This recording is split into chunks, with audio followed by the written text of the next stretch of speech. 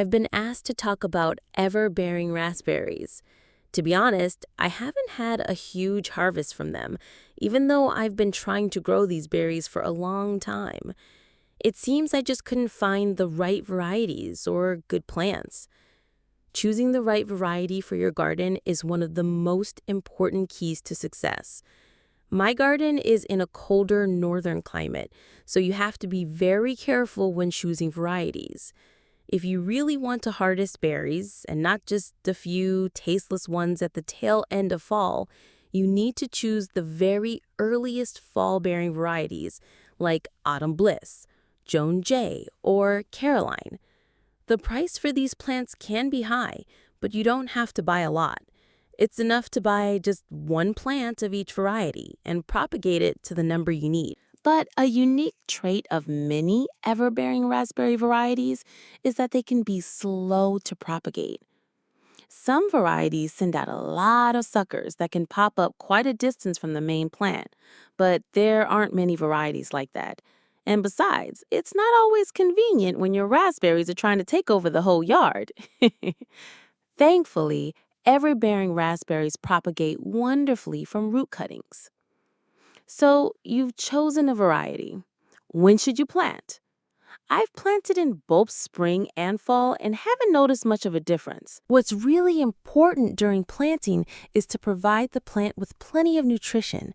After all, an everbearing raspberry is a plant with an intensive growth cycle.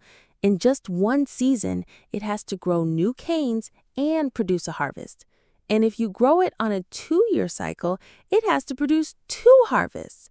That's why you should make the planting hole bigger, add lots of organic matter and some wood ash, but don't expect to get 2 full harvests. Maybe that's possible in the South, but here in the northern states, it's not. Let's say we left the old canes for a summer crop. That harvest ends up being small with tiny berries. Okay, you think, it'll make up for it in the fall.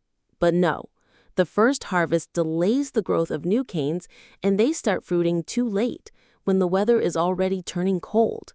The berries form, but they don't have time to grow and ripen. Plus, they don't develop much flavor in the cold. And that's why you hear the common opinion that ever-bearing raspberries don't grow well in our climate or that they're tasteless. So what should you do to get a delicious, plentiful harvest? We've already figured out that for northern regions, you need to choose the right varieties, the earliest ones. You need a very sunny spot and good nutrition so they grow quickly and yield their harvest all at once. After fruiting is over, you need to cut down all the canes, every single one, to eliminate that first summer wave of fruit. Then, in the spring, new canes will emerge strong and early. But you might get too many canes, so you need to thin them out right away, leaving about 4 to 6 of the strongest canes per plant. This way, they'll have enough light and nutrition for a big harvest.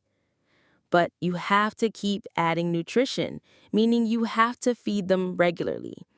Raspberries in general are heavy feeders, and ever-bearing ones even more so.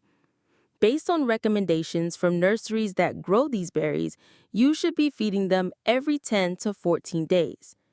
You could set up a barrel with water and make compost tea to feed them. You could also spread a slow-release fertilizer and feed them less often. It's very beneficial to mulch your raspberries with grass clippings, which break down right in place, turning into compost and providing additional food. In the fall, don't forget to add some wood ash. It might seem like more trouble at first glance, but on the other hand, a small patch doesn't need much care, and the yield is incredibly high. I have just 2 varieties planted, 2 plants of each.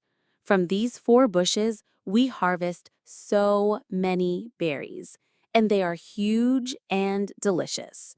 It's the middle of October, and it shows no signs of stopping. There's another plus to ever-bearing raspberries. When we cut them down for the winter, you don't have to worry about winter protection. That's one. And all the pests and diseases on the old canes go onto the burn pile with the branches. That's two. This is why ever-bearing raspberries are generally considered healthier.